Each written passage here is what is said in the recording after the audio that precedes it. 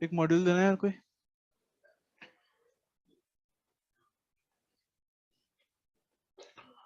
Module दोनों पे। Thank you.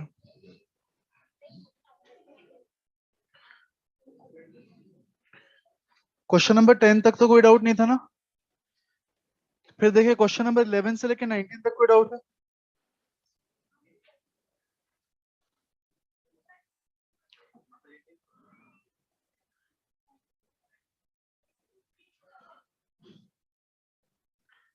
Fifteen तक कोई डाउट तो नहीं?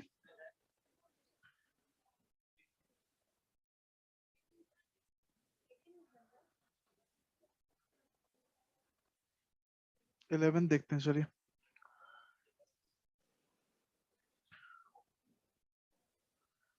एक्सरसाइज 1 क्वेश्चन नंबर 11 देखिए जल्दी से। What equal charges should be placed on earth and moon to neutralize their gravitational attraction? तो हम लोग बात करें, हमारे पास अर्थ है और मून है ना? और दोनों के बीच की दूरी कुछ ना कुछ होगी।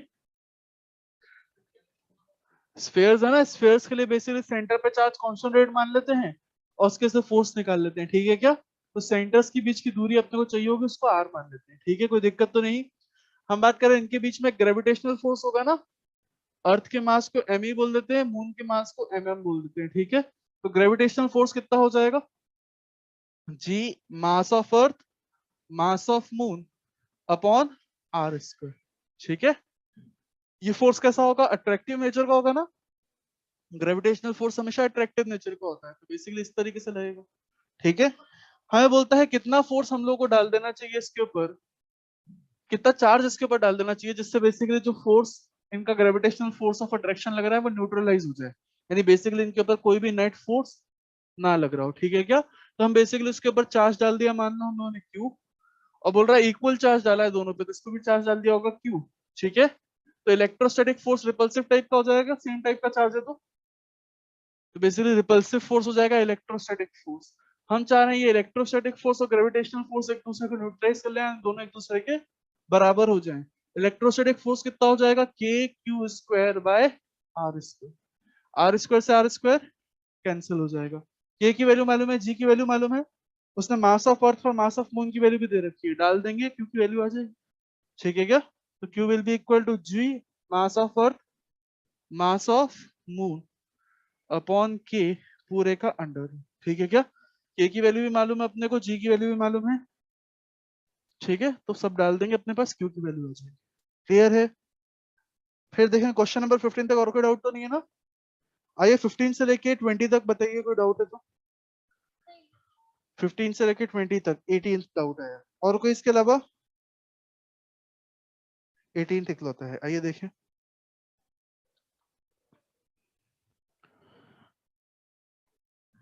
देखिए जरा, two small spheres having charge plus q are suspended by insulating thread of length l, ठीक है? देखिए जरा, इस टाइप की खूब सारी प्रॉब्लम्स आती है, अलग से समझ लेते हैं इसको।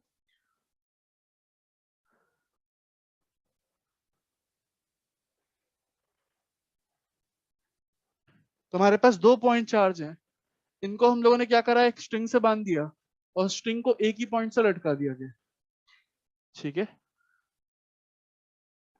दो पॉइंट चार्ज है, मान लेते हैं एक का मास है m1, चार्ज है q1, एक और का मास है m2, चार्ज है q2, ठीक है?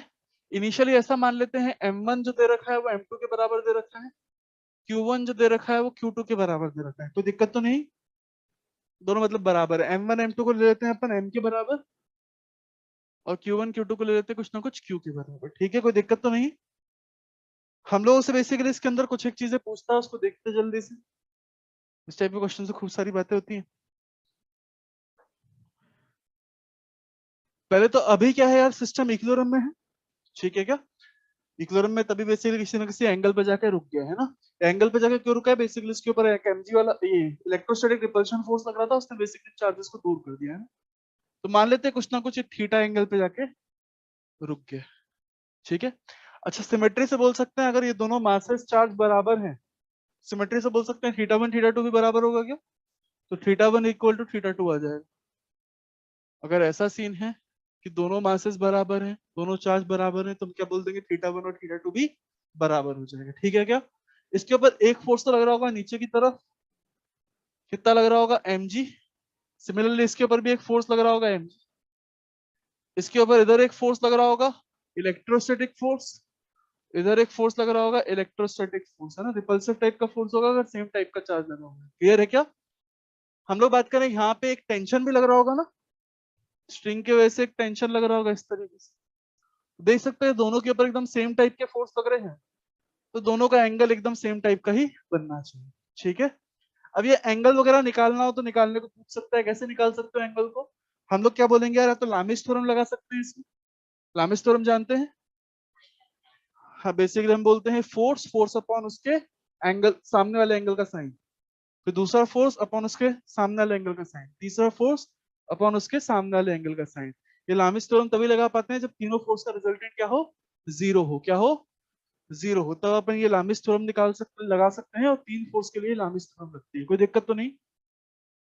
वेक्टर्स में पढ़ी होगी ना लामिस थ्योरम बेटा, देख लो।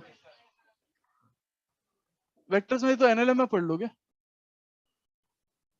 उससे मैं करवाने भी नहीं वाला वैसे भी, बस ऐसे बता रहा हूँ, उससे भी क्या आ सकता। मान लो तीन फोर्स है, एक है ए, एक है बी और एक है सी।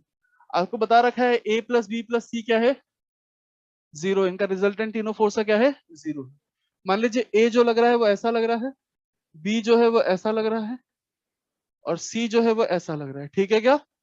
ए के सामने वाले एंगल को अल्फा बोलते हैं हम लोग, बी के सामने वाले एंगल को बीटा बोलते हैं, सी के सामने वाले एंगल को गामा बोलते हैं। तो हम ऐसा बोल सकते हैं कि अगर इनका रिजल्टेंट जीरो है तो ए बाय साइन अल्फा, यानी ए और ए के सामने वाले एंगल का साइन उनका डिवाइड ले लिया है ना, is equal to B upon sine beta is equal to C upon sine gamma. ठीक है? इसको लामिस थ्योरम बोलते हैं ना। इन केस हम लोग बात करें, ऐसा भी बोल सकते हैं, इसमें अगर ट्रायंगल बना दिया गया हो, तीन फोर्सेस से ट्रायंगल बना दिया गया हो, तो हम लोग बात करें ये ए वेक्टर कहलाएगा, ये बी वेक्टर कहलाएगा, ये सी वेक्टर कहलाएगा। इनसे एक ट्रायंगल बन रहा है, ट्रायंगल बन रहा है मतलब इनका रिजल्टेंट जीरो होगा ना। हम लोग बात करें ए के सामने वाले एंगल को अगेन अल्फा बोल देंगे, बी के सामने वाले एंगल को अगेन बीटा बोल देंगे, सी के सामने वाले एंगल को अगेन गामा बोल देंगे। तो वापस से अपन क्या बोल सकते हैं, A upon sine alpha is equal to B upon sine beta is equal to C upon sine gamma. इसको अपन लामिस थ्योरम बोलते हैं। ठीक है क्या? प्रॉपर्टीज ऑफ ट्रायंगल नाम का चैप्टर है मैथ्स का, उधर से निकल के आता है। ठीक है क्या? तो ये लामिस थ्योरम है। हम लोग बात करें यहाँ पे भी तीनों फोर्स का रिजल्टेंट जीरो है, तभी तो यहाँ पे इक्विलिब्रियम में आ रखा है। तो तीनों फोर्स का रिजल्टेंट जीरो, तो यहाँ पे भी लामिस थ्योरम लगाया जा सकता है और आंसर निकाला जा सकता है। ठीक है क्या? बट लामिस थ्योरम से मैं नहीं निकलवा रहा हूँ, मैं दूसरे तरीके से निकलवा रहा हूँ। देखें जरा, हम ऐसा बोल सकते हैं कि बेसिकली अगर ये इक्विलिब्रियम में है तो वाई एक्सिस में भी नेट फोर्स जीरो होगा, एक्स एक्सिस में भी नेट फोर्स जीरो होगा। वाई एक्सिस में टेंशन का एक कंपोनेंट ले लो, कितना आ जाएगा वो, ये एंगल थीटा है तो ये एंगल भी थीटा हो जाएगा, तो क्या टी कॉस थीटा आ जाएगा, टी कॉस थीटा। एक ये कंपोनेंट आ जाएगा टी साइन थीटा। हम बोलेंगे अगर ये इक्विलिब्रियम में तो ऊपर वाला फोर्स नीचे वाले फोर्स के बराबर होना चाहिए, लेफ्ट वाला फोर्स राइट वाले फोर्स के बराबर होना चाहिए, यानी हम बोल देंगे T sine theta is equal to F E, और हम लोग बात करें T cos theta is equal to m g. क्या समझ में आया? अब इसके अंदर आपको कभी देता है यार, दूरी बताया था दोनों की, दूरी बताया था, तो क्या आप ये निकाल सकते हैं, इलेक्ट्रोस्टैटिक फोर्स निकाल सकते हैं। चार्जेस बता दिया, दूरी बता दी, तो इलेक्ट्रोस्टैटिक फोर्स निकाल सकते हैं ना। आपको एम बता दिया तो एमजी वाला फोर्स भी निकाल सकते हैं। हो सकता है आपसे टी पूछ ले, क्लियर है, और हो सकता है आपसे थीटा पूछ ले, तो निकाल सकते हो क्या? कैसे निकालोगे? मान लो आपको टेंशन और थीटा दे दिया तो इलेक्ट्रोस्टैटिक फोर्स तो निकल ही आएगा, टेंशन और थीटा दे दिया तो एमजी भी निकल जाएगा, कितना एमजी वो भी पता चल जाएगा। बेसिकली अपने पास कुल मिला के दो इक्वेशन है, आपको सारी चीजें पकड़ा देगा, दो चीजें गायब कर देगा। ठीक है? कोई भी दो चीजें गायब कर देगा। खूब सारे क्वेश्चंस के ऊपर बन सकते हैं लाइन से। ठीक है ना? मैं जनरल बता रहा हूँ कैसे इन क्वेश्चंस को सॉल्व करते हैं ना। मान लीजिए आपसे बेसिकली एफ ही पूछ लिया, तो एफ ही पूछ लिया तो टी और थीटा दे दिया तो आराम से निकल आएगा। आपसे बेसिकली क्या पूछ लिया यार, एमजी पूछ लिया और टी और थीटा दे दिया, आराम से निकल आएगा, कोई दिक्कत तो नहीं इसमें। बट मान लिया आपसे पूछ लिया गया कि एमजी भी दे दिया एफ भी दे दिया और आपसे टी पूछ लिया, कैसे निकालोगे? डिवाइड करने से थीटा आएगा बेटा। मैं बोल रहा हूँ टी पूछा गया है, एफ और एमजी दे रखे हैं, क्या करोगे? तो इस टाइप की इक्वेशन को सॉल्व करने का तरीका होता है, आप इसका स्क्वायर करें इसका स्क्वायर करें दोनों को ऐड करें तो थीटा गायब हो जाएगा। देख लो जरा, हम लोग क्या बोलेंगे बेसिकली, इक्वेशन 1 का स्क्वायर करो इक्वेशन 2 का स्क्वायर करो, दोनों को ऐड कर दो, तो स्क्वायर करोगे तो यहाँ पे T square sine square theta बनेगा, यहाँ पे T square cos square theta बनेगा, टी स्क्वायर दोनों में से कॉमन आ जाएगा, sine square theta plus cos square theta 1, तो यहाँ पे सिर्फ टी स्क्वायर बचेगा, and T square will be equal to F E का स्क्वायर प्लस एम जी का स्क्वायर। समझ पा रहे हैं? यानी टी कितना आ जाएगा अपने पास, under root of F E square plus M G का स्क्वायर। समझ में आया सबको? कोई दिक्कत तो नहीं? तो टेंशन निकल आएगा क्या? एम दे रखा है, चार्ज दे रखा है, दूरी दे रखी है, हम लोग बात करें चार्ज और दूरी दे रखी है, तो एफ ही निकल आएगा, और एफ ही निकल आएगा तो टेंशन भी तुरंत को तुरंत निकल आएगा। इसको अपन डायरेक्ट डायग्राम से भी देख सकते थे कि हम लोग क्या बोल सकते हैं कि टेंशन जो है वो एफ ई और एम जी के नेट को कैंसिल करते रहेगा।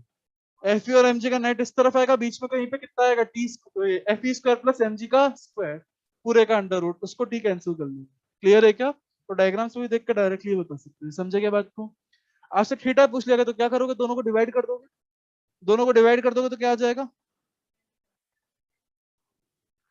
दोनों को डिवाइड कर दोगे तो हमारे पास आएगा tan theta, and tan theta will be equal to F E by m g. तो क्या एंगल आएगा वो भी अपन लोग आराम से निकाल सकते हैं। क्लैरिटी है? कोई दिक्कत तो नहीं? समझ पा रहे हैं? इतने को कॉपी करें यार। लामिस तो लिखना चाह रहे हो क्या? वैसे पढ़ाएंगे आपको एनएलए में, ठीक है?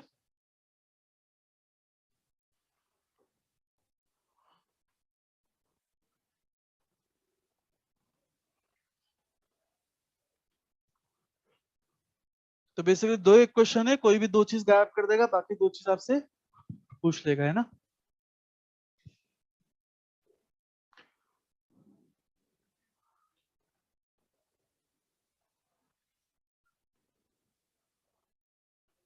हो गया सबका? कॉपी हुआ? अच्छा, मान लो मैंने अब क्या किया इसमें,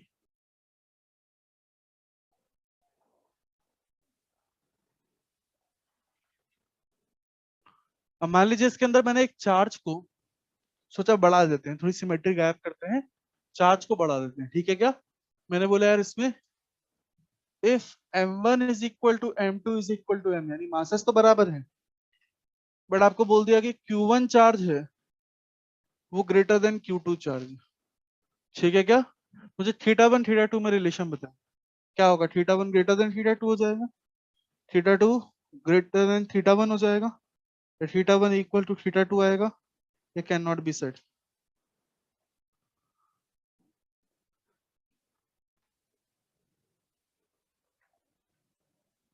इसी सिस्टम में मैंने मासेस को तो बराबर लिया, लेकिन एक चार्ज बड़ा ले लिया, एक चार्ज छोटा ले लिया, तो क्या होगा इसमें? क्या होगा? मैंने ये वाला चार्ज Q1 वाला चार्ज ज्यादा ले लिया Q2 से, तो क्या होगा? कौन सा एंगल बढ़ेगा, कौन सा छोटा हो जाएगा?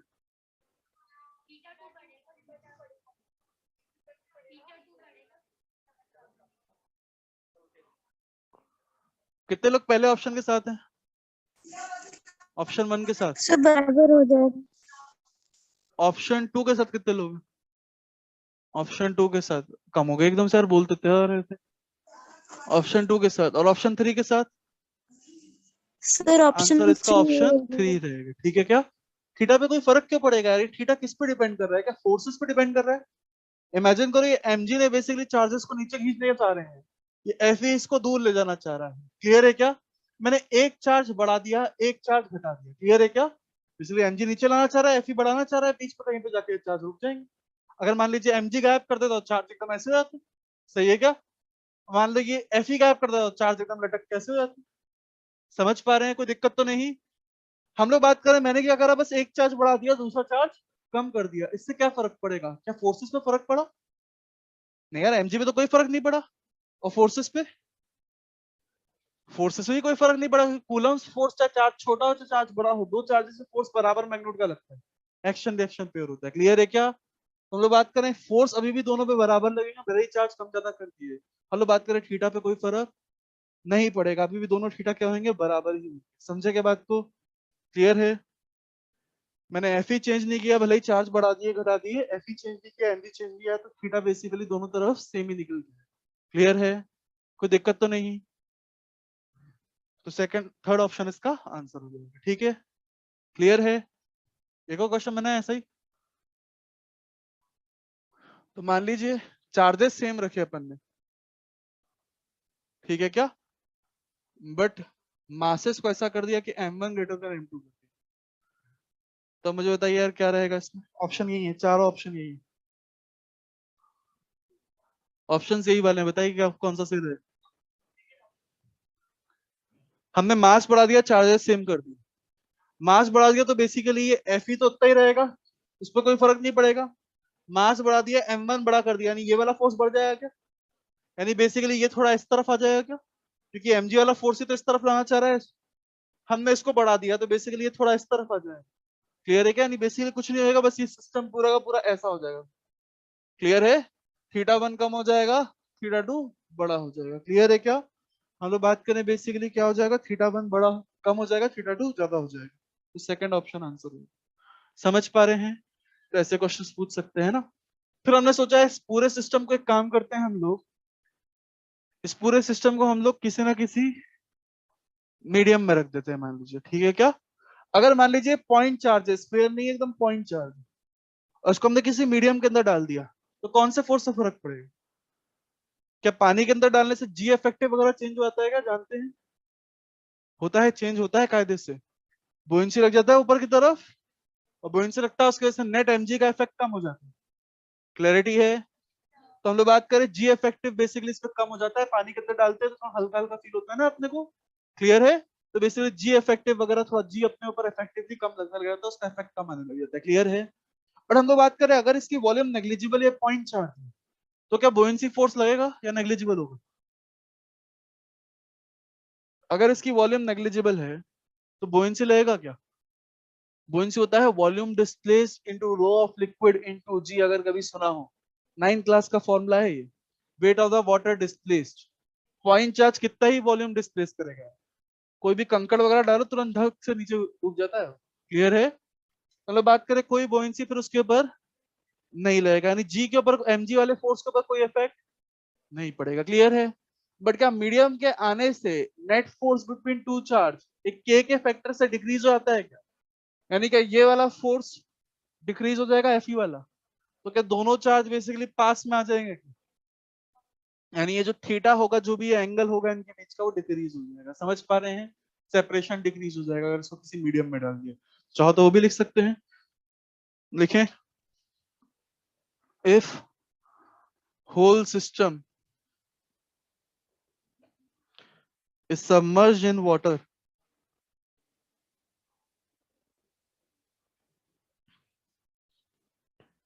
then separation decreases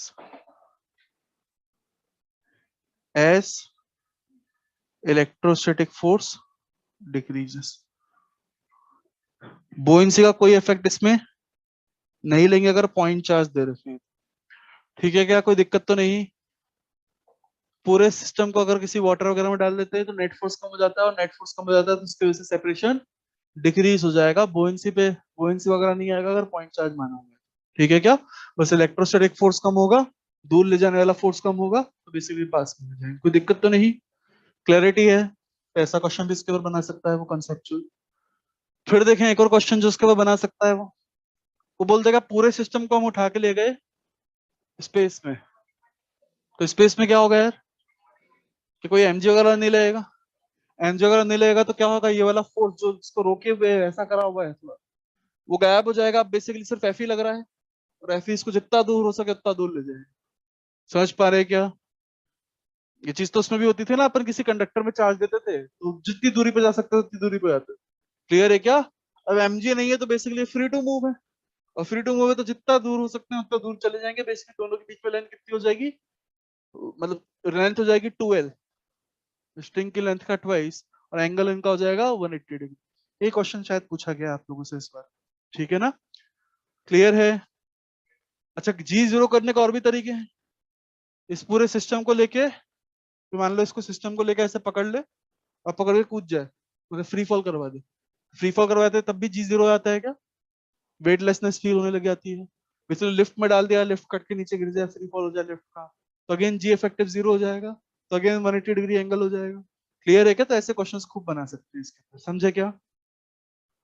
तो कॉपी करें इसको, ये वाला। इसके अंदर हमने बेसिकली एक चार्ज को बढ़ा दिया, दूसरे चार्ज को कुछ चेंज नहीं किया, ठीक है क्या? तो फोर्सेस पे क्या फर्क पड़ा? क्या एफ ही जितना इस पे लग रहा है उतना इसको भी लग रहा है? ऐसा है क्या, या कम चार्ज पे फोर्स कम लगेगा? एक ही लगेगा ना। इलेक्ट्रोस्टैटिक फोर्स होता है ना, Q1 Q2 दोनों पे डिपेंड करता है, सही है क्या? तो ये फोर्स तो दोनों पे बराबर लग रहा है, mg भी दोनों पे बराबर लग रहा है, मास सेम बोल रखा है, तो एंगल भी बराबर ही होगा क्या? सही है क्या? क्योंकि एंगल जो होता है वो F E by m g तो होता है। बेटा एनएलएम में समझा, ठीक है? सूडो फोर्स से बताते हैं आपको, बताएंगे तो।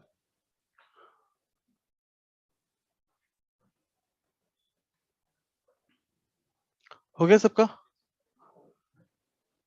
अब देखें यार,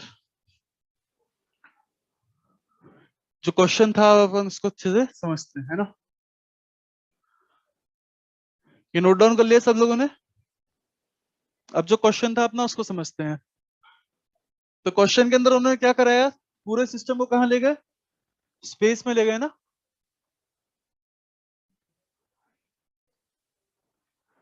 स्पेस में ले जाएंगे तो बेसिकली एमजी वाला फोर्स में ले गए। तो हम लोग बात करें बेसिकली चार्जेस जैसे 180 डिग्री पे हो जाएंगे क्या? हम लोग बात करें इसके ऊपर एक फोर्स लगा रहा होगा, इलेक्ट्रोस्टैटिक फोर्स। इसके ऊपर फोर्स लगा रहा होगा, इलेक्ट्रोस्टैटिक फोर्स। क्या इसका एक्सेलरेशन है? कोई एक्सेलरेशन नहीं है, इक्विलिब्रियम में है ना। तो इक्विलिब्रियम में तो जो टेंशन इधर लगेगा एफ के बराबर ही लगेगा, क्योंकि बेसिकली नेट फोर्स जीरो है इक्विलिब्रियम में। तो हम बोलते हैं कि टेंशन बराबर क्या हो जाएगा? एफ। एफ कितना हो जाएगा? के Q1 Q2 by L square. अगर इसका चार्ज Q1 हो गया, इसका चार्ज Q2 हो गया, तो के Q1 Q2 बाय 2L का होल स्क्वायर। समझ में आया सबको? अब इसने चार्जेस वगैरह दे रखे हैं उसके अंदर शायद, या बराबर बोल रखे, कुछ तो कर रखे। उसने बोल दिया दोनों चार्ज बराबर है ना, तो बेसिकली फर्स्ट ऑप्शन आंसर हो जाएगा। Q1 Q2 दोनों Q के बराबर है, तो ये बेसिकली टेंशन हो जाएगा और एंगल 180 डिग्री स्ट्रिंग का हो जाएगा। समझ पा रहे हैं? कोई डाउट है तो जल्दी पूछें इसके अंदर। क्लियर है? 18 के बाद आए, 18 से लेके 20 तक और कोई डाउट नहीं? 20 से लेके 25 तक, क्वेश्चन 20 से लेके 25 तक।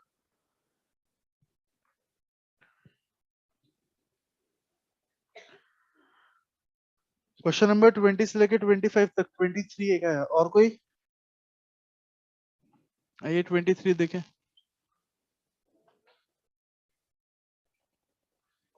22 भी है, चलो वो भी देख लेंगे। और कुछ?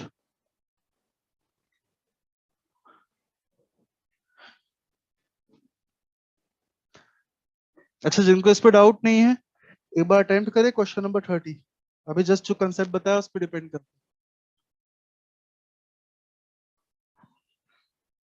देखिए क्वेश्चन नंबर 23, तो 22 देख लेते हैं ना। 22 में बोल रखा है ring of radius r is charged uniformly with charge plus q. Electric field at a point on the axis of the at a distance r from a point on the ring will be. तभी axis की electric field नहीं निकल पाई है ना आपको। Ring पे axis पे k q x by r square plus x square पूरी बात डिवाइड है ना। तो बेसिकली बाद में होगा 22 वाला, ठीक है? यही एक क्वेश्चन था जो मैं बोल रहा था छूट जाएगा आपसे। सर 21। 21 देख लेते हैं, ये वाला बाद में होगा, ठीक है? 22 वाला 21 देखें। तो दो चार्ज है अपने पास, एक 9e और एक 3e। दोनों के बीच की दूरी दे रखी है उससे कितनी? r। Distance of the point where electric field intensity will be 0। तो ये इक्विलिब्रियम वाले क्वेश्चन जैसा ही है। इलेक्ट्रिक फील्ड 0 होती है मतलब इक्विलिब्रियम वाला पॉइंट ना। तो इलेक्ट्रिक फील्ड 0 कहां पे होगी? बीच में, आजू बाजू में। दोनों गिवन चार्ज जो है वो सिमिलर नेचर के हैं, सेम नेचर के हैं। तो E0 वाला पॉइंट मिलेगा दोनों चार्ज के बीच में कहीं पे, है ना। तो दोनों चार्ज के बीच में कहीं ना कहीं यहाँ पे x दूरी मान लेते हैं, ठीक है क्या? इससे x मान लो या इससे x मान लो, बस बीच में आएगा इतना पता होना चाहिए। क्लियर है? हम क्या बोलेंगे, इसके से इलेक्ट्रिक फील्ड इस तरफ होगी, उतनी इलेक्ट्रिक फील्ड इसकी इस तरफ हो गई, तो नेट इलेक्ट्रिक फील्ड इस पॉइंट पे 0 हो जाएगी। तो हम लोग बात करें अगर इस पे इलेक्ट्रिक फील्ड 0 करनी है तो हम क्या बोलेंगे यार, 9e की वजह से इलेक्ट्रिक फील्ड देखो यहाँ पे कितनी हो जाएगी, हम बोलेंगे electric field due to 9e must be equal to electric field due to 3e। 9e की वजह से इलेक्ट्रिक फील्ड कितनी होगी, k into 9e by x square. 3 की वजह से कितनी हो जाएगी, k into 3e upon r minus x का होल स्क्वायर। इससे दूरी कितनी हो जाएगी, r माइनस एक्स, तो r माइनस एक्स का होल स्क्वायर। के ई से के ई कैंसिल हो जाएगा, कितना आंसर आएगा अपने पास, अंडर रूट ले लेंगे और रेसिप्रोकल दोनों साथ में ले लेंगे, इसको भी कैंसिल कर देंगे, फिर लेते हैं ना। अब देखिए रेसिप्रोकल लेते हैं और अंडर रूट लेते हैं, कितना आ जाएगा, x by root 3 is equal to r minus x. समझ में आया, क्रॉस मल्टीप्लाई करें कितना आएगा answer,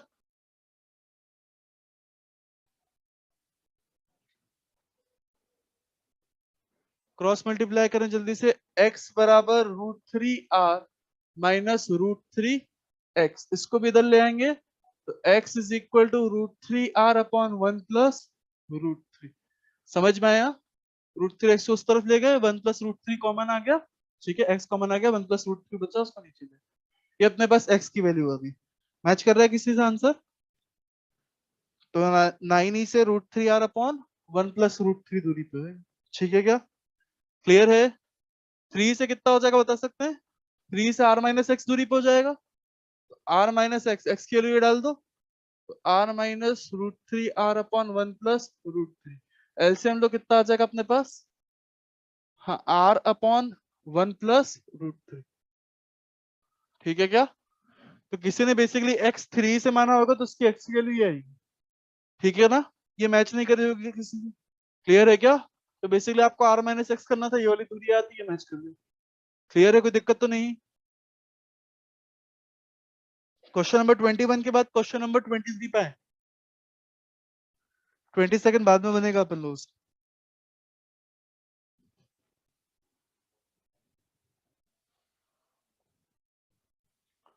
question number 23, two positive charges of 1 microcoulomb and 2 microcoulomb are placed 1 meter apart, the value of electric field at the midpoint of the two charges will be। इसमें कैसा doubt आ रहा है तुम लोग, तो एक चार्ज है 1 माइक्रोकूलम और एक चार्ज है 2 माइक्रोकूलम, दोनों के एकदम बीचों बीच वाला पॉइंट, यानी दोनों से 1/2 मीटर की दूरी पे होगा, सही है, दोनों की वैल्यू बोल रखी है, दोनों की दूरी है 1 मीटर, है ना, तो मिड पॉइंट बेसिकली दोनों से 1/2 मीटर पे हो जाएगा।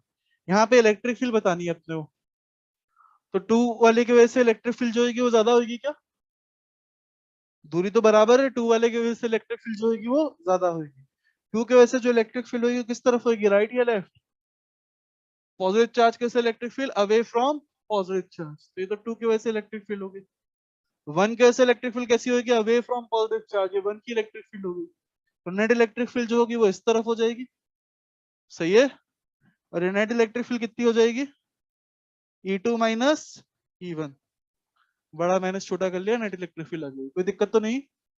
ये 2 की वजह से जो इलेक्ट्रिक फील्ड होगी वो लिखते हैं पहले, तो वो जाएगी के, सही है, के की वैल्यू भी डाल देगा, डायरेक्ट वैल्यू डालते हैं, 9 इंटू 10 की पावर 9, ये तो हो गया के, क्यू कितना हो गया अपने पास, 2 इंटू 10 की पावर माइनस 6 अपॉन 1/2 का होल स्क्वायर। समझ में आया, के क्यू बाय आर स्क्वायर कर दिया, इस 2 की वजह से यहाँ पे कितनी इलेक्ट्रिक फील्ड है वो मिल गई, क्लियर है। 1 की वजह से इलेक्ट्रिक फील्ड कितनी हो जाएगी, के क्यू बाय आर स्क्वायर, यानी 9 इंटू 10 की पावर 9, 1 इंटू 10 की पावर माइनस 6 अपॉन 1/2 का होल स्क्वायर, ठीक है। तो यहाँ से कितना आंसर आएगा अपने पास, देखिए जरा, ये 9 इंटू 10 की पावर 9 तो कॉमन आ जाएगा दोनों में से, इनफैक्ट 10 की पावर 3 कर लो इसको, ठीक है, माइनस वाली भी कैंसिल कर लो, तो 9 इंटू 10 की पावर 3 दोनों में से कॉमन आ जाएगा, अपॉन का 1/2 स्क्वायर भी कॉमन आ जाएगा, तो फाइनल आंसर अपन यहाँ पे कर लेते हैं।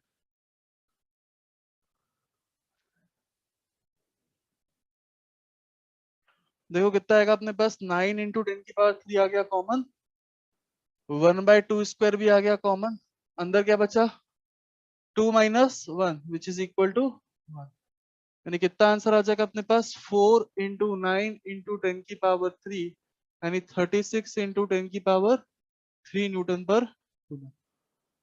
समझ में आया,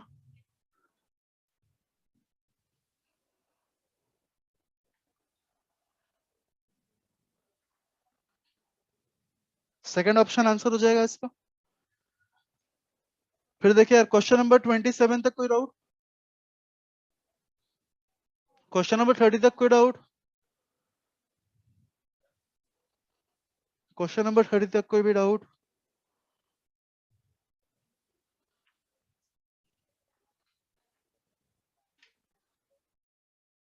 थर्टी वाला डाउट है? 30 वाला देखते हैं, अभी जस्ट करा है, एक बार अटेम्प्ट करें उसको टाइम। 30 वाला कॉन्सेप्ट अभी जस्ट अपन लोगों ने देखा है, तो 2 पॉइंट चार्ज को एक धागे से बांधने वाला, करके देखें इसको।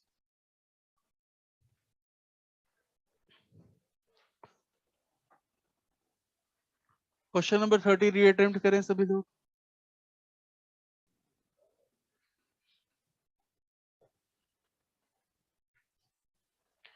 एंगल निकालना है, एंगल निकालना बताया था ना, tan inverse FE by mg करके निकल के आया था ना।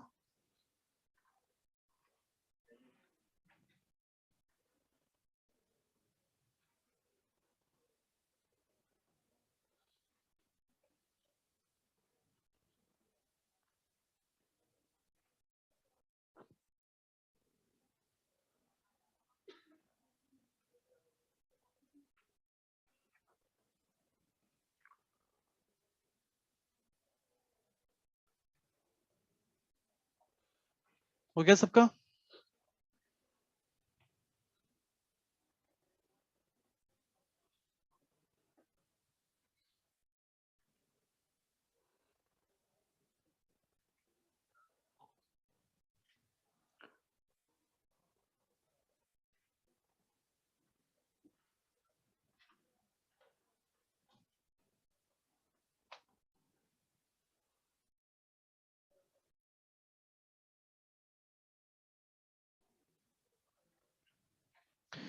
तो angle of inclination of thread from vertical पूछा है, ये एंगल थीटा पूछ रखा है, ठीक है क्या? दोनों के ऊपर चार्ज सेम डाल दिया उन लोगों ने, दोनों के ऊपर क्यू क्यू चार्ज डाल दिया है, ठीक है। ये दूरी दे रखी है, दूरी कितनी है? 0.3 सेंटीमीटर है ना। इसके ऊपर दो फोर्स लग रहे होंगे, एक तो mg लग रहा होगा, mg ऐसा लग रहा होगा वर्टिकली डाउनवर्ड्स, ठीक है ना, और एक लग रहा होगा यहाँ पे इलेक्ट्रोस्टैटिक फोर्स, और यहाँ पे लग रहा होगा टेंशन। हम क्या बोलेंगे, टेंशन का जो वर्टिकल कंपोनेंट होएगा T cos थीटा, तो mg को बैलेंस करेगा, T sin थीटा Fe को बैलेंस करेगा, है ना। तो इस चीज को लिख लेते हैं फटाफट। टेंशन का cos थीटा वाला component will balance mg and tension का sin थीटा वाला कंपोनेंट विल बैलेंस Fe। तो हम क्या बोलेंगे, tan थीटा क्या हो जाएगा, दोनों को डिवाइड कर देंगे, Fe बाय mg, ठीक है। Fe कितना हो जाएगा जल्दी बताएं? Fe हो जाएगा k q स्क्वायर अपॉन दोनों के बीच का जो भी दूरी है अपॉन r स्क्वायर, है ना, और mg तो mg हो जाएगा, ठीक है क्या? क्लैरिटी है? k की वैल्यू कितनी है, 9 इंटू 10 की पावर 9। q की वैल्यू कितनी दे रखी है उन लोगों ने, 10 की पावर -9 का होल स्क्वायर, अपॉन r कितना है अपने पास, 3 इंटू 10 की पावर -3, सही है। 3 सेंटीमीटर, 0.3 सेंटीमीटर को 3 इंटू 10 की पावर -3 लिख लिया, ठीक है क्या? m कितना है अपने पास, 10 की पावर -3 kg, और g कितना है अपने पास 10। सब कुछ आ गया, सॉल्व कर लेंगे, आंसर आ जाएगा। देखिए 3 का स्क्वायर 9 हो जाएगा, 9 से 9 कैंसिल हो जाएगा, ठीक है। हम लोग बात करें एक 10 की पावर -9 से, एक 10 की पावर -9 कैंसिल हो जाएगा। हम लोग बात करें यहाँ पे नीचे देखो 10 की पावर -9 बन जाएगा क्या, और से बचा हुआ 10 की पावर -9 भी कैंसिल हो जाएगा, तो पूरा का पूरा 0.1 बचेगा। तो tan inverse 0.1 is the answer, ठीक है। फर्स्ट ऑप्शन आंसर हो जाएगा, क्लियर है?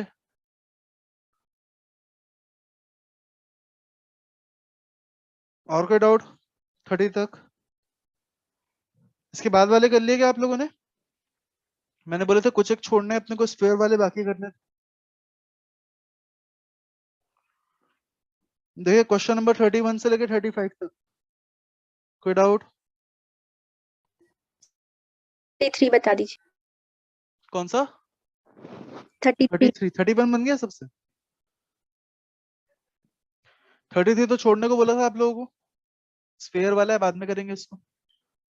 35 तक और कोई डाउट? फिर देखें 36 से लेके 40 तक कोई डाउट? इसमें 36 छोड़ने को बोल दिया था आपको। 40 तक और कोई डाउट 36 के अलावा?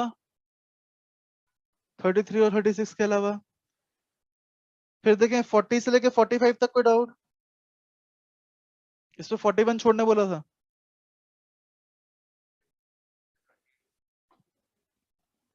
सर 38 क्वेश्चन करवा दीजिए।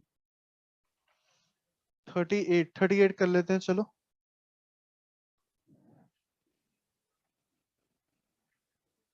थर्टी एट कर लेते हैं। 28 में भी डाउट है तो यार क्लास में करवाया नहीं है ऐसा क्वेश्चन आपको? हॉरिजॉन्टल आई थी ना इसमें, डायरेक्शन एक पॉजिटिव था एक नेगेटिव था, तो सर करवाया था पर ये बन नहीं रहा। टुवर्ड्स ए वाई थी। आइए देखें।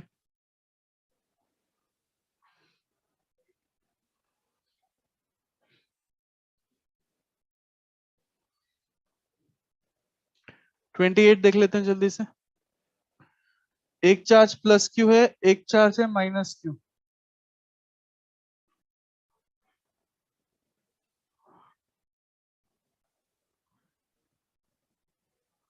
ये वाई हाइड, ये ए ले ली था, ले लिया था, ये भी ए ले लिया था, याद आया?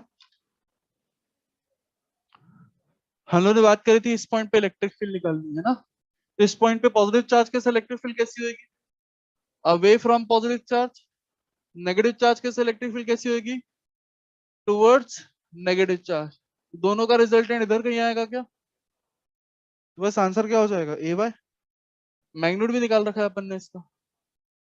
कितना आया था? 2 k q a upon a square plus y square पूरे का अंडर रूट, ऐसा कुछ करके आया था। ठीक है, हम लोग ने बोल दिया था बेसिकली ये एंगल अगर थीटा है तो ये एंगल भी थीटा हो जाएगा। ठीक है ना? अच्छा ये थीटा है तो ये भी फिर थीटा हो जाएगा, फिर ये थीटा है तो ये भी थीटा हो जाएगा।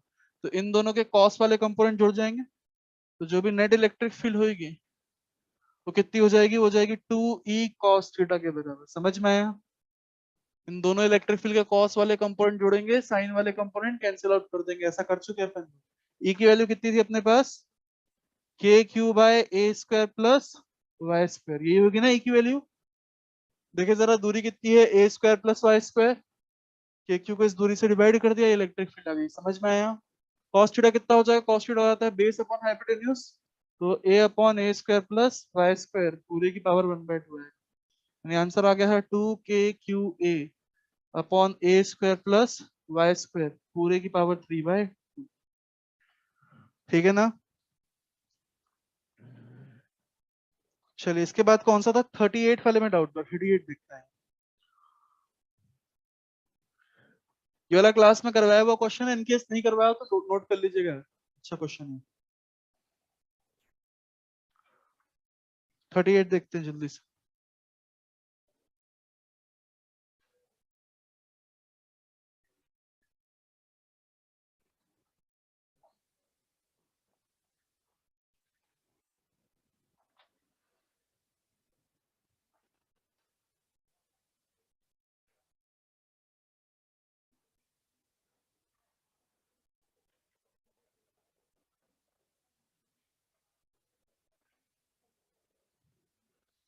देखें यार, कोऑर्डिनेट एक्सिस बना दी अपन लोगों ने।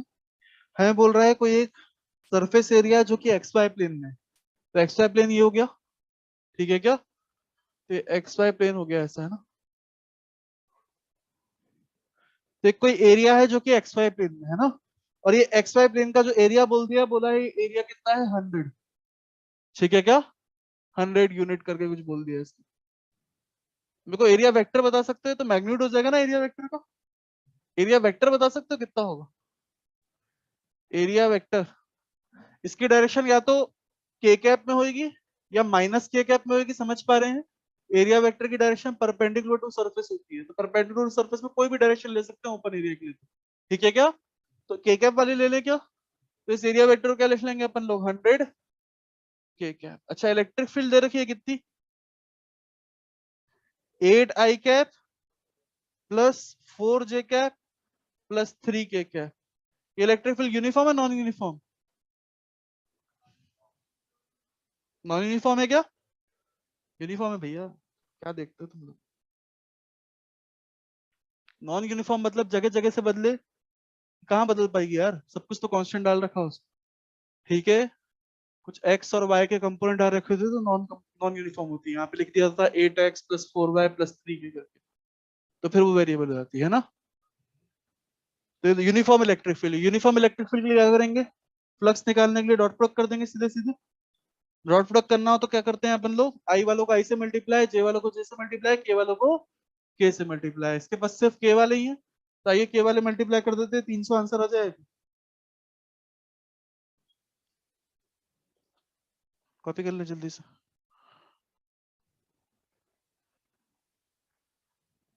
तो 45 तक बाकी सब हो गया क्या? चलिए फिर आते हैं वापस। Thank you.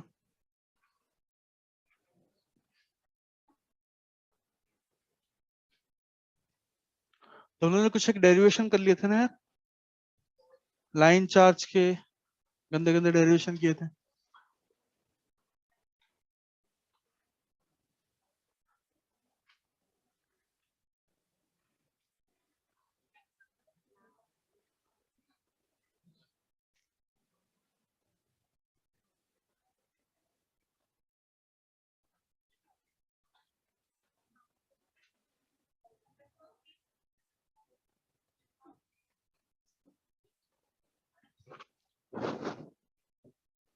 तो लास्ट क्लास में हम लोग यार लाइन चार्ज का डेरिवेशन करके हटे थे ना, उसके ऊपर एक क्वेश्चन भी कर लिया था, है ना। इजी सा क्वेश्चन क्या था अपन ने उसके ऊपर। तो बेसिकली लाइन चार्ज का जो डेरिवेशन आया था उसको देखा हम लोगों ने, तो हमें एक ई परपेंडिकुलर मिला और एक ई पैरेलल मिला, है ना। ई परपेंडिकुलर यानी इलेक्ट्रिक फील्ड का वो कंपोनेंट जो कि अवे फ्रॉम लाइन चार्ज, और ई पैरेलल हमेशा कहाँ होता था, θ2 के टूवर्ड्स। तो ये क्या, θ1 बड़े एंगल को लेते थे, θ2 छोटे एंगल को लेते थे। उसमें एक आर करके डिस्टेंस होता था कि जिस भी पॉइंट पे इलेक्ट्रिक फील्ड निकालनी होती थी उसका रॉड से परपेंडिकुलर डिस्टेंस हुआ करता था। हम लोग बात करते थे रॉड के ऊपर चार्ज लैम्डा वगैरह चार्ज डेंसिटी दे रखी होती थी, और उसके बेसिस पे हम लोग क्वेश्चन पूरा कर लिया करते थे, ठीक है ना। अब देखें यार क्वेश्चंस और देखते हैं इसी में। अच्छा मेरे को बताओ, लाइन चार्ज, ये तो कूलम चार्ज की वजह से करा ना अपन ने इसको, देखिए जरा। जब अपने पास फाइनाइट लाइन चार्ज आई तो फाइनाइट लाइन चार्ज का डेरिवेशन अपन ने कूलम्स लॉ से किया है ना, इनफाइनाइट का अपन ने गॉस से किया था, है ना। तो क्या इनफाइनाइट का कूलम से नहीं निकाल सकते क्या?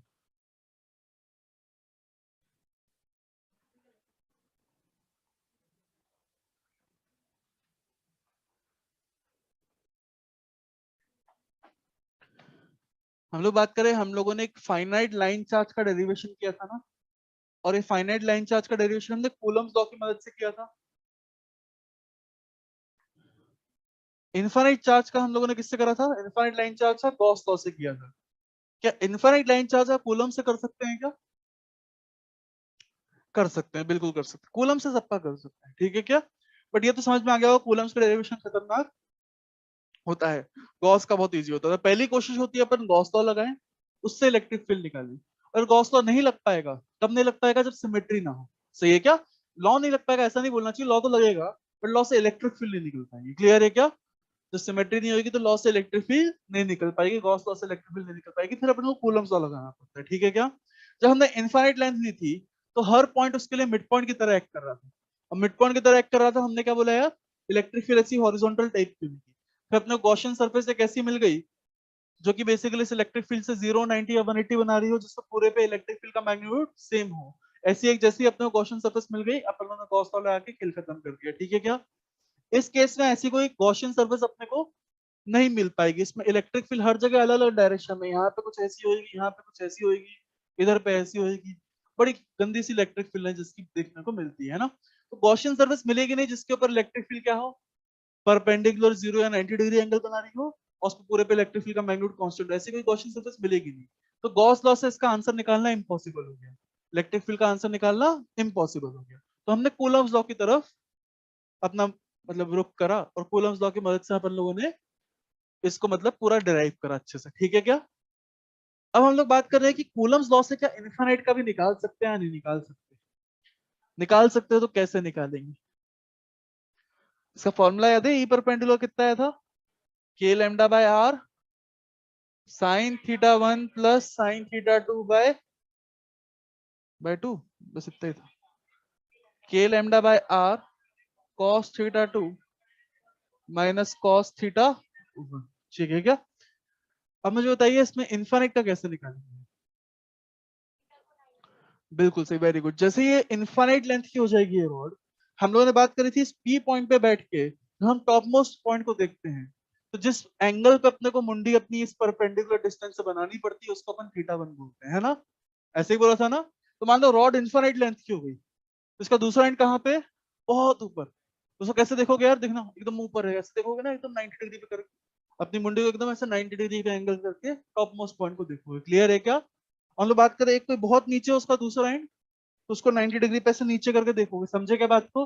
यानी जब इनफाइनाइट रॉड हो जाएगी तो उसका डेरिवेशन भी इससे किया जा सकता है। और इनफाइनाइट रॉड की वजह से इलेक्ट्रिक फील्ड कैसी होती है उसको देख रहे हैं अपन लोग। तो इनफाइनाइट रॉड की वजह से मतलब ये आगे इन्फिनिटी तक जा रही है, नीचे भी इन्फिनिटी तक जा रही है ना? किसी भी पी पॉइंट की बात करें, ठीक है? इस पी पॉइंट से ऊपर वाले एंड को देखना होगा तो कितने पे देखोगे? 90 डिग्री का एंगल बनाना पड़ेगा। नीचे वाले एंड को देखोगे तब भी 90 डिग्री एंगल बनाना होगा। क्लियर है क्या? यानी थीटा 1 कितना हो गया? वो भी 90। थीटा 2 कितना हो गया? वो भी 90।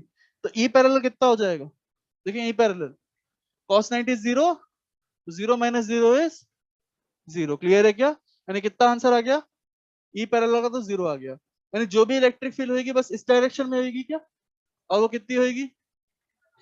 हाँ, हम लोग बात करें इसकी value sin 90 is 1, sin 90 is 1, 1 plus 1 यानी 2, 2 के लैम्डा बाय आर आता है। समझ में आया? तो वही जो गॉस से डिराइव करा था वो कूलम से भी प्रूव हो गया एक तरीके से। समझ में आया? ये फॉर्मूला कूलम से आया था, उसमें अपन ने थीटा की वैल्यू डाल दी, तो कूलम से भी अपना इनफाइनाइट वाला डिराइव हो। अरे sorry, 2 k lambda by are. समझ में आया? कॉपी करें जल्दी। इनफाइनाइट रॉड के अलावा फिर एक और होती है जिसको अपन बोलते हैं सेमी इनफाइनाइट रॉड। तो सेमी इनफाइनाइट रॉड का निकालेंगे इसके बाद।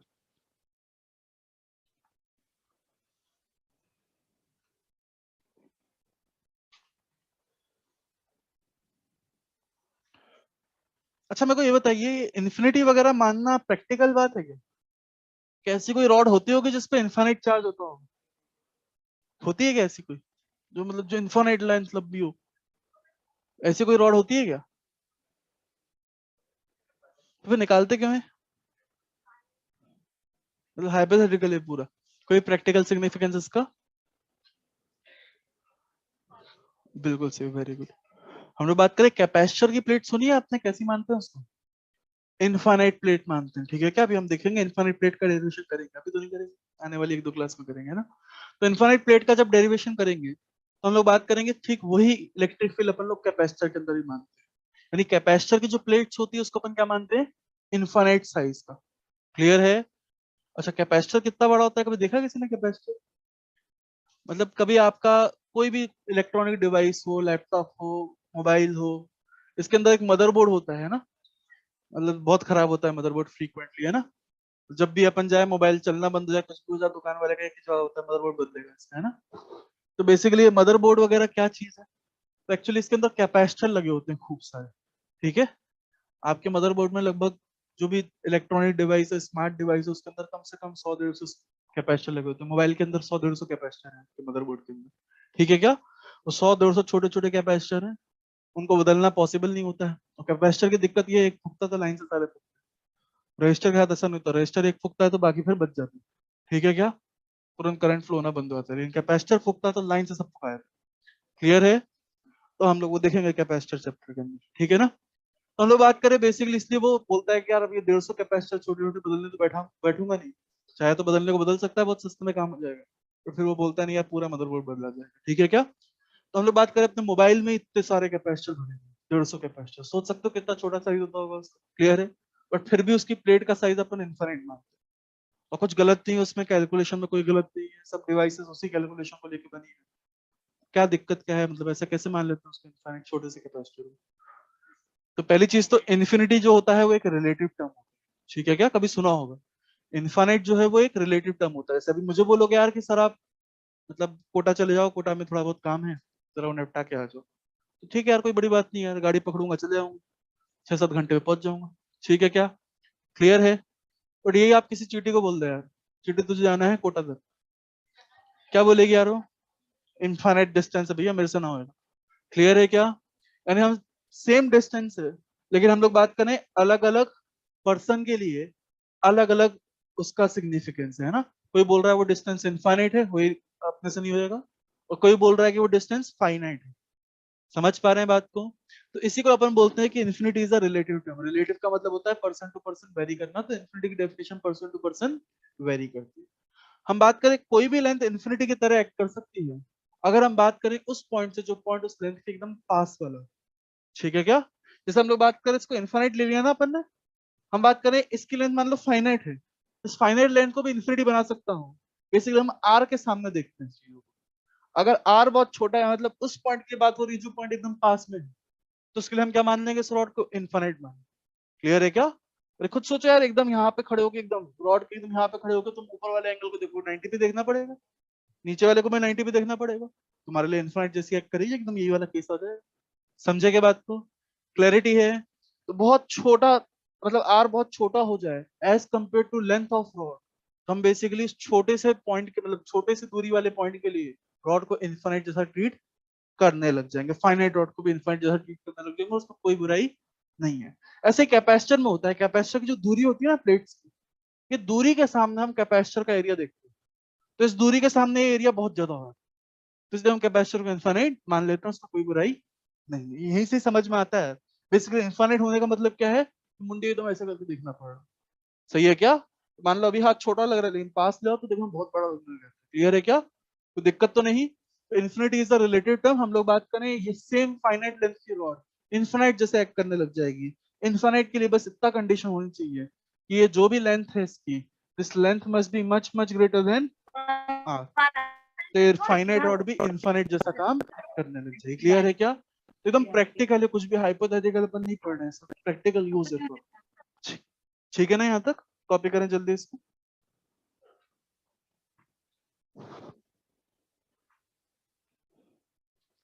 इस पॉइंट को लिख लें जल्दी से। Infinity is a relative term. Infinity is a relative term. A finite length rod. A finite length rod. A finite length rod can also act as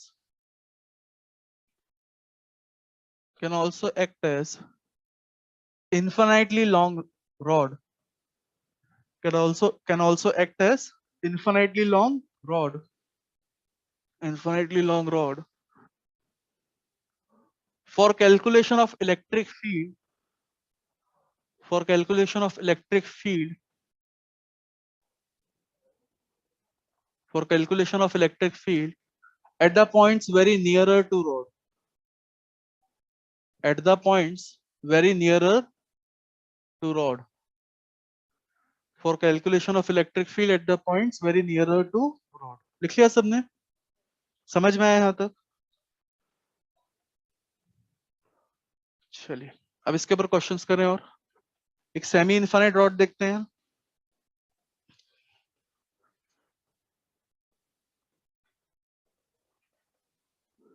semi infinite rod, तो ये जो इनफाइनाइट रॉड थी ना, इसके अपन एक and के एकदम सामने पहुंच गए।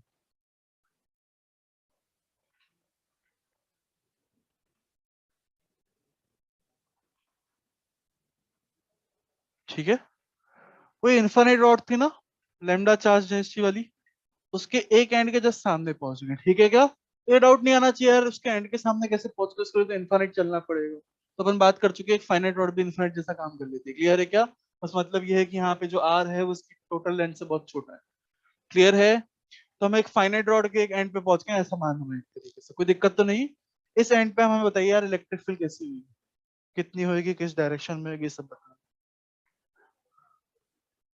क्या ई पैरेलल होगा? बिल्कुल होगा। ई परपेंडिकुलर होगा? बिल्कुल होगा। निकालें? क्या उसको निकालने के लिए थीटा 1 थीटा 2 पता करना पड़ेगा? पता करें। हाँ थीटा वन कितना, सबको समझ में आ रहा है? थीटा वन बड़ा वाला एंगल होता है बेसिकली टॉप वाले एंड को देखने के लिए, जो एंगल मुंडी को बनाना पड़ रहा होगा 90 वाला बनाना हो रहा होगा, और यही बेसिकली थीटा वन हो जाएगा। और इस बॉटम एंड को देखना होगा तो बेसिकली अपनी को नजरें बेसिकली ऐसी रखी पड़ी होगी हॉरिजॉन्टल, यानी आर से एंगल कितना बन रहा होगा, तो ये थीटा टू हो जाएगा। क्या समझ पा रहे हैं क्या सभी लोग? थीटा टू 0 आ गया, थीटा वन 90 आ गया, फॉर्मूला के अंदर रख देंगे ई परपेंडिकुलर ई पैरेलल दोनों निकल के आएंगे, कितने आएंगे? ई परपेंडिकुलर वो कितना आ जाएगा, के लैम्डा बाय आर। अंदर sign theta one plus sine theta two होता है, एक 0 हो गया एक 1 हो गया, क्लियर है क्या? हम लोग बात करें ई पैरेलल जो होगा वो कितना होगा, वो भी के लैम्डा बाय आर। क्लियर है, कोई दिक्कत तो नहीं? जो नेट इलेक्ट्रिक फील्ड होगी एकदम बीचों बीच में होगी क्या, एकदम बीचों बीच में होगी 45 डिग्री पे, है ना? तो कितनी हो जाएगी, √2 के लैम्डा बाय आर। समझ में आ रहा है? ये नेट इलेक्ट्रिक फील्ड हो गई है ना।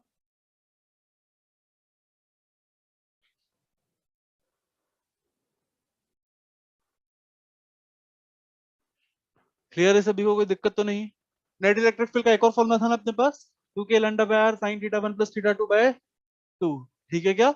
उस चीज को भी लगा सकते हैं आप लोग, basically sine theta one plus theta two by 2 into 2 k lambda by are.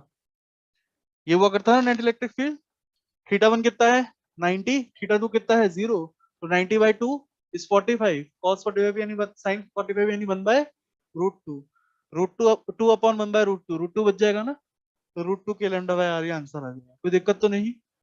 Clarity है? ये क्या हो गई, सेमी इनफाइनाइट रॉड।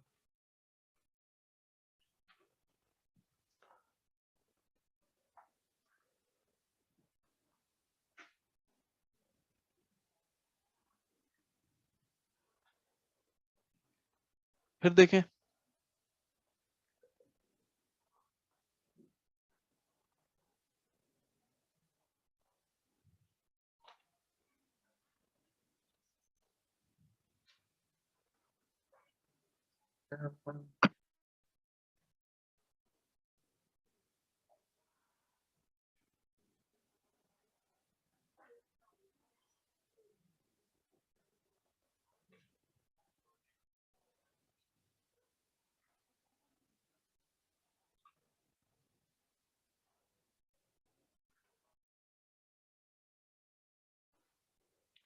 आपके एक रॉड दे रखी है और इस रॉड के ऊपर, इस रॉड के ऊपर लैम्डा ले लीजिए आप लोग, या चार्ज ले लीजिए आप लोग 4 माइक्रो कूलम, और इसकी लेंथ ले लीजिए आप लोग 2 मीटर, ये दूरी आप लोग ले लीजिए 2 mm।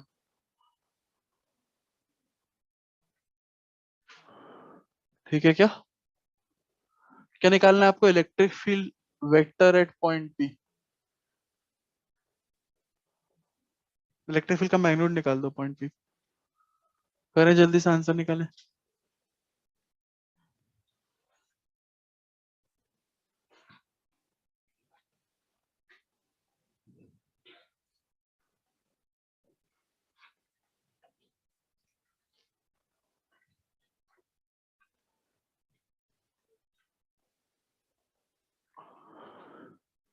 क्या क्या चाहिए होगा आपको, लैम्डा चाहिए होगा, आर चाहिए होगा, थीटा वन और थीटा टू चाहिए होगा, इतना पता है तो आंसर आ जाएगा क्या? क्या लैम्डा निकाल सकते हैं? कैसे निकालेंगे लैम्डा? चार्ज गिवन है, यूनिफॉर्मली गिवन, बोल रखा है चार्ज को यूनिफॉर्मली लगाया है। हाँ बोले, लैम्डा कितना आएगा, चार्ज डिवाइड बाय लेंथ कर देंगे, लैम्डा आ जाएगा। तो लैम्डा निकालना जल्दी से। आर कितना हो जाएगा, 2 मिलीमीटर, कोई दिक्कत तो नहीं? थीटा वन कितना होगा, थीटा वन क्या था, theta one theta two are the angle measured from r, तो थीटा वन कितना होगा 60, बड़े वाले एंगल को थीटा वन लेते हैं, वो कितना हो जाएगा 60, थीटा टू 30, क्या गलत हो गया, थीटा टू -30। ठीक है क्या? क्या हमने ऐसा कुछ रखा था थीटा वन थीटा टू को अपोजिट डायरेक्शन नापा आता है, बट क्या दोनों को सेम डायरेक्शन में नाप लिया, तो बेसिकली एक को फिर अपन माइनस करके डाल देंगे। क्लियर है, कोई दिक्कत तो नहीं? बस सिंपल यार, अपने को बस कुछ एक चीजें निकालनी होती है, लैम्डा निकालना होता है। लैम्डा कितना हो जाएगा 4/2, 4 × 10⁻⁶ चार्ज हो गया, अपॉन 2 कर दिया ना। लैम्डा बेसिकली क्या है, चार्ज पर यूनिट लेंथ। कितना आंसर आया यहाँ से, 2 × 10⁻⁻6 कूलम पर मीटर। ये तो लैम्डा आ गया अपने पास, है ना। आर कितना हो जाएगा अपने पास, आर हो जाएगा 2 × 10⁻³ मीटर, 2 मिलीमीटर, यानी इतना हो जाएगा ना। और क्या चाहिए अपने को, थीटा वन चाहिए, तो थीटा वन कितना हो जाएगा, आर से एंगल नापा आता है ना, तो आर से एक एंगल नाप लिया गया है 60 डिग्री, सही है क्या, और एक एंगल नाप लिया गया है 30 डिग्री, बट दोनों को सेम डायरेक्शन में नाप लिया गया है, ठीक है क्या। तो बड़े वाले एंगल को थीटा वन बोल देंगे, और छोटे वाले एंगल को माइनस साइन भी लगा देंगे, क्योंकि छोटा वाला एंगल नीचे की तरफ नापा था ना, और ऊपर की तरफ नाप लिया गया है, उल्टा डायरेक्शन में नाप लिया गया है, तो सिर्फ माइनस लगा दिया, उसको एडजस्ट करा। समझे क्या। अब इन सबको फॉर्मूले में डालेंगे, आंसर आ जाएगा, तो निकालिए जल्दी से आंसर। देखिए जरा क्या होगा इसके अंदर, net electric field at P point 2k λ/r sin θ1 plus θ2 divide by 2। तो 2 टाइम्स k कितना हो गया, 9 × 10⁻⁹ लैम्डा कितना हो गया, 2 × 10⁻⁻6। r कितना हो गया अपने पास, 2 × 10⁻⁻3 साइन θ1 प्लस θ2, यानी कितना हो जाएगा, साइन 60 - 30/2, यानी साइन 15, है ना। कितना आंसर आएगा, 2 से 2 तो कैंसिल ही हो गया, ये 10⁻³ हो जाएगा, 10⁻³ ऊपर जाएगा, 10⁻6 बना लेगा, तो 18 × 10⁻6 इंटू साइन 15 डिग्री। क्लियर है, बट ऑप्शन में आंसर मिलेगा नहीं, क्या करें अब, या तो साइन 15 निकालो, आता निकालना, निकाल सकते हो, कैसे निकालते हैं, साइन θ/2 का फॉर्मूला लगा के, ठीक है क्या।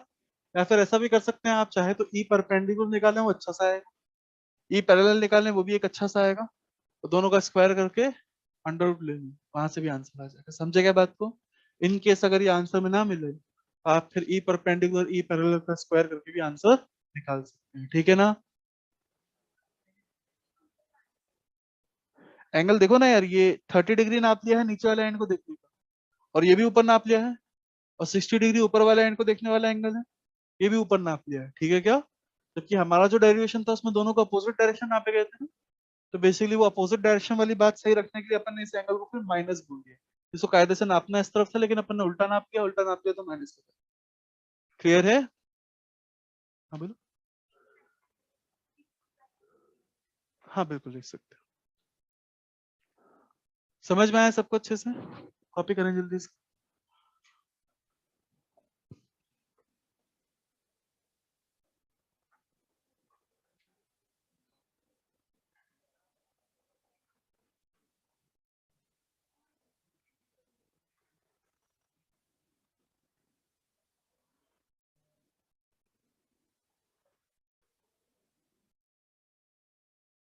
हो गया सबका।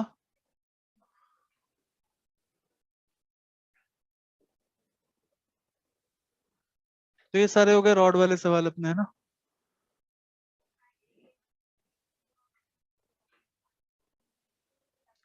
ए माइनस भी मत लगाओ, उसके लिए सीधे हाफ एंगल का फॉर्मूला लगाओ ना। हाफ एंगल का फॉर्मूला ये होता है अपने पास, √1 + cos θ/2।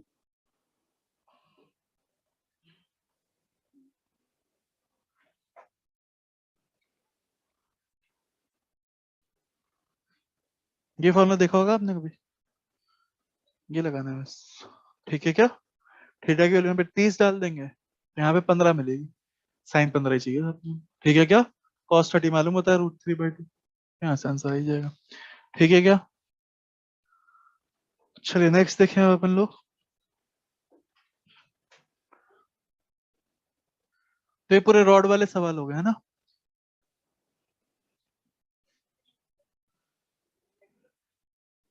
पूरे चाहिए हो गया, नया टॉपिक कर रहे हैं।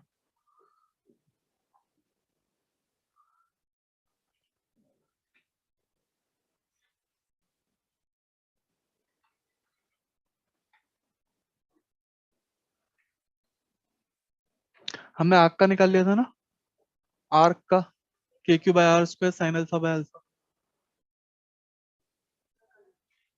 हो गया सबका?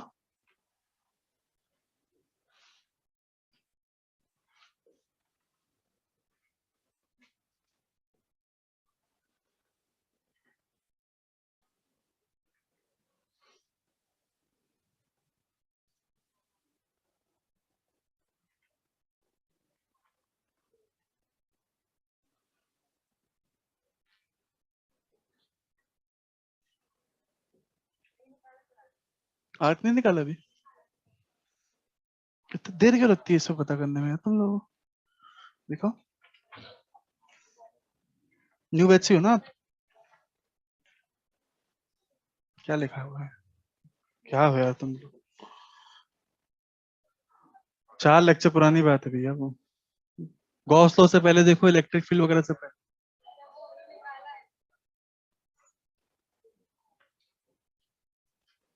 रटने भी बोला है यार उसको तो यार।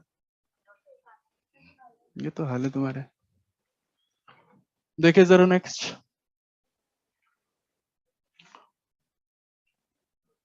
Electric potential.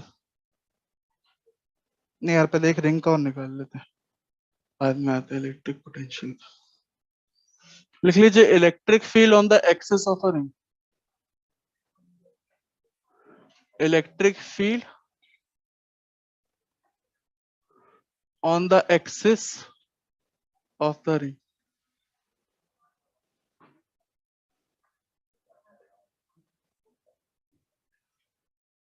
तो एक कोई रिंग है, यूनिफॉर्मली चार्ज रिंग है, उसके एक्सिस पे अपने को क्या निकालनी है? इलेक्ट्रिक फील्ड निकालनी है। देखिए जरा,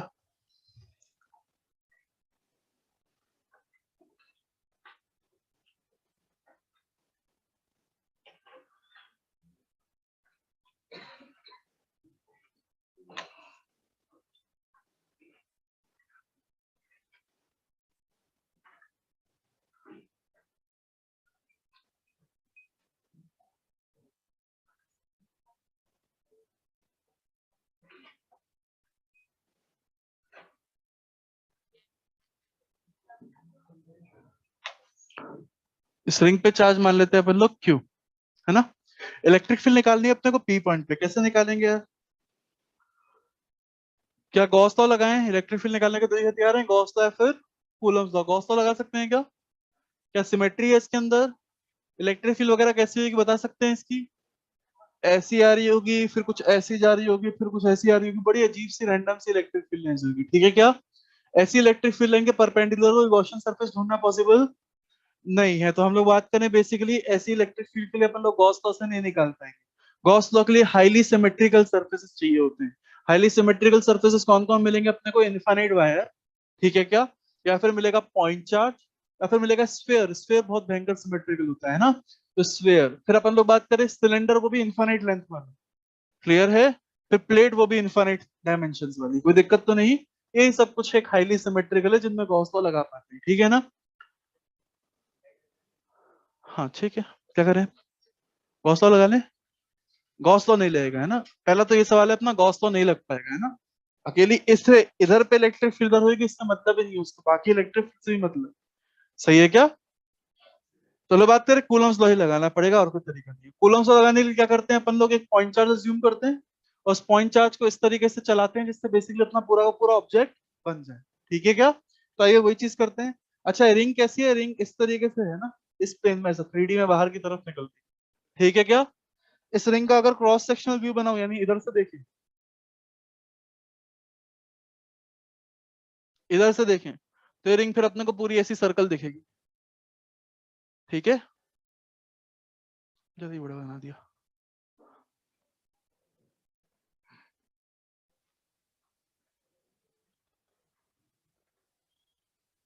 अब इस रिंग के एक्सिस पे अपने को इलेक्ट्रिक फील्ड निकालनी है ना। एक्सिस यानी समझ रहे हो, इस रिंग की एक्सिस होगी ना इस तरीके से, इस एक्सिस पे यहाँ पे इस पॉइंट पे इलेक्ट्रिक फील्ड निकालनी है इस रिंग की वजह से। क्लियर है? कोई दिक्कत तो नहीं? अच्छा, अभी रिंग को अपन ने पॉजिटिवली चार्ज दे रखा है, रिंग का रेडियस अपने को क्या दे रखा है? R, और टोटल चार्ज Q।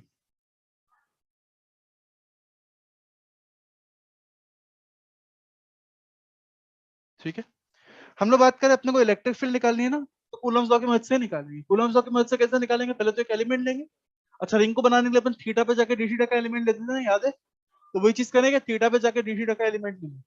तो मान लेते हैं यहाँ पे थीटा पे जाके डी थीटा का एलिमेंट ले लेते हैं ना। याद आया, रिंग बनाई थी, आर्क बनाई थी, तो याद ही नहीं करवाया था ऐसा कुछ, अभी तो मना कर दिए थे सर। देखिए जरा, तो डी क्यू चार्ज अपन लोगों ने मान लिया बेसिकली, इसके ऊपर छोटे से एलिमेंट के ऊपर डी क्यू चार्ज होगा, छोटा सा एलिमेंट सेंटर पे डी थीटा एंगल सस्टेन कर रहा होगा, इसके एंगुलर पोजीशन थीटा है, कोई दिक्कत तो नहीं। इसी को पूरा घुमा देंगे तो अपनी पूरी रिंग बन जाएगी। सबको समझ में आ रहा है यहाँ तक? कोई दिक्कत तो नहीं। ये छोटा सा एलिमेंट इस डायग्राम में बताओ कैसा होगा, इस डायग्राम में छोटा सा एलिमेंट दिखाएं कैसा होगा।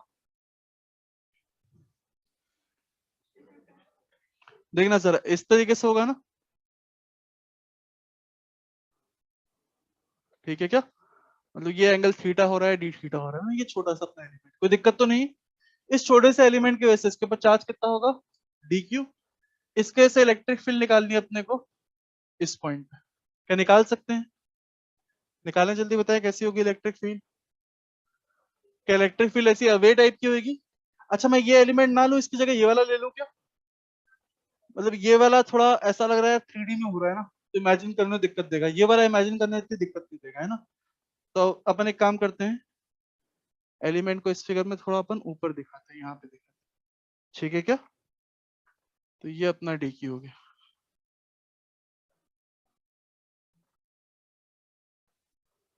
ठीक है, इसके ऐसे जो इलेक्ट्रिक फील्ड होगी पी पॉइंट पे ऐसी होगी ना, ये छोटी सी इलेक्ट्रिक फील्ड कितनी हो जाएगी बता सकते हैं? हाँ बताएं सभी लोग, कूलम्स लॉ लगाना है सिंपल से। छोटे से चार्ज कैसे, के डी क्यू अपॉन ये दूरी कितनी हो गई, r square plus x square का अंडर रूट, समझ पा रहे हैं? अच्छा, ये एलिमेंट लेता उसकी दूरी भी यही हो जाती है ना, क्योंकि ये दूरी दिख नहीं रही है बट है तो आ रही। हम लोग बात करें ये दूरी एक्स है, तो वो वाली दूरी वहां पे भी r square plus x square का अंडर रूट होती है। क्लियर है? तुम समझ पा रहे हो? बेसिकली इस तरीके से 3D में है।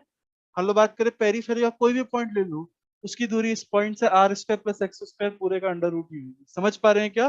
बेसिकली एक्सिस है और इस तरीके से रहेंगे पूरे में।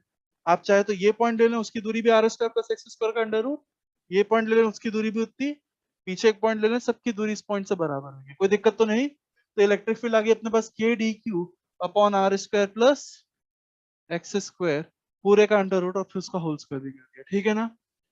क्या करें, नेट इलेक्ट्रिक फील्ड निकालने के लिए ऐसी जितनी भी इलेक्ट्रिक फील्ड हो सबको जोड़ दे यानी इंटीग्रेट कर दे। क्या कर दे, direct integrate. Net electric field ऐसा कर दें क्या डायरेक्ट? क्या गलत हो जाएगा, सबको समझ में आ रहा है? क्या गलती यार, इंटीग्रेशन अपने को एल्जेब्रिक सम करके देगा, जबकि अपने को इलेक्ट्रिक फील्ड एक वेक्टर क्वांटिटी, अपने को वेक्टर सम चाहिए, है ना? तो हम लोग बात करें बेसिकली कंपोनेंट्स को, तो फिर भी एल्जेब्रिकली जोड़ा जा सकता है। यहाँ पे हर एलिमेंट के इलेक्ट्रिक फील्ड अलग अलग डायरेक्शन में होगी, इसके से इधर, इसके से इधर, एक बाहर वाले पॉइंट के वैसे अंदर, अंदर वाले पॉइंट के वैसे बाहर। क्लियर है क्या? यहाँ पे कौन सा बनेगा इलेक्ट्रिक फील्ड का, समझ पा रहे हैं? क्लियर है? हम लोग बात करें ये एंगल अगर थीटा हो गया तो ये एंगल भी थीटा हो जाएगा क्या? हम लोग बोलेंगे इलेक्ट्रिक फील्ड का एक कंपोनेंट हो जाएगा ई कॉस थीटा और एक कंपोनेंट हो जाएगा डी साइन थीटा। तो डी साइन थीटा इस तरफ आ जाएगा और डी कॉस थीटा इस तरफ आ जाएगा। सही है क्या? बताइए डी साइन थीटा को जोड़ेंगे कितना आंसर आएगा? क्या जीरो आएगा? सबको समझ आ रहा है? हम लोग बात करें, देखना यहाँ पे इलेक्ट्रिक फील्ड का एक इस तरीके का कोन टाइप का बनेगा, ठीक है ना? ऐसा पूरा एक कोन टाइप का बनेगा। इन सबके कॉस थीटा वाले कंपोनेंट तो जुड़ जाएंगे, साइन थीटा वाले कंपोनेंट ऐसे कैंसिल आउट हो जाएंगे। समझ पा रहे हैं क्या? तो बेसिकली डी साइन थीटा को तो इंटीग्रेट करेंगे, कितना आंसर आएगा? जीरो, डायरेक्ट बोल सकते हैं, ठीक है क्या? डी कॉस थीटा को इंटीग्रेट करेंगे तो क्या मिलेगा अपने को? Net electric field. समझे क्या बात को? क्लियर है? ऐसे डी के जितने भी कॉस थीटा वाले कंपोनेंट सबको इंटीग्रेट करेंगे, नेट इलेक्ट्रिक फील्ड मिल जाएगी। क्लियर है क्या? तो डी की वैल्यू डालते हैं, कॉस थीटा की वैल्यू डालते हैं, आंसर आएगा जल्दी से। डी कितना हो गया, k d q by r square plus x square. Cos theta कितना हो गया बताए, कॉस थीटा देख के, बेस अपॉन हाइपोटेन्यूज, यानी x upon are square plus x square का अंडर रूट, यानी k x by r square plus x square पूरे की पावर 3/2 डी क्यू का इंटीग्रेशन। समझ में आया? बताइए क्या क्या कांस्टेंट है, के कांस्टेंट है क्या, बाहर आ जाएगा। एक्स कांस्टेंट है क्या, एक्स और कुछ नहीं यार, क्वेश्चन में गिवन वाला डेटा है वो तो कांस्टेंट, क्वेश्चन में गिवन एक्स दूरी पे निकालना है अपने को, x is the distance on the axis जहां पे इलेक्ट्रिक फील्ड निकालना है। हर पॉइंट के लिए वो सेम ही दूरी है एक्स, तो एक्स भी कांस्टेंट, आर कांस्टेंट, आर भी कांस्टेंट, पूरा ही कांस्टेंट क्या, तो सब कांस्टेंट, तो इंटीग्रेशन के सब बाहर आ जाएगा। डीक्यू डीक्यू जोड़ेंगे क्या मिलेगा, डीक्यू डीक्यू जोड़ते रहेंगे पूरा चार्ज टोटल क्यू चार्ज मिल जाएगा क्या, यानी कितना आंसर आ गया, k q x upon x square plus r square पूरे की पावर 3/2। कॉपी करें और याद रखें। इसी के ऊपर क्वेश्चन नंबर आपका 22 जो छोड़ा है ना अपन लोगों ने, तो इसी के ऊपर है। ठीक है, कोई दिक्कत तो नहीं यहां तक। मिलते हैं नेक्स्ट क्लास में, थोड़ा बहुत इस फॉर्मूले के ऊपर और भी चर्चा है, ग्राफ वगैरह भी बनाएंगे इलेक्ट्रिकल वर्सेस एक्स का, खूब सारे काम करेंगे ना। बता सकते हैं इलेक्ट्रिक फील्ड मैक्सिमम कहाँ पे होगी, maximum value of electric field कहाँ पे होगी, वेरी गुड, एक्स की वैल्यू आर बाय √2 पे, याद है वैसा फंक्शन है के क्यू वाई बाय ए स्क्वायर प्लस वाई स्क्वायर पूरी की पावर 3/2, तो वैसा ही फंक्शन है, आर बाय √2 पे मैक्सिमम वैल्यू। क्या करते हैं, चलिए फिर मिलते हैं नेक्स्ट क्लास में, थैंक यू।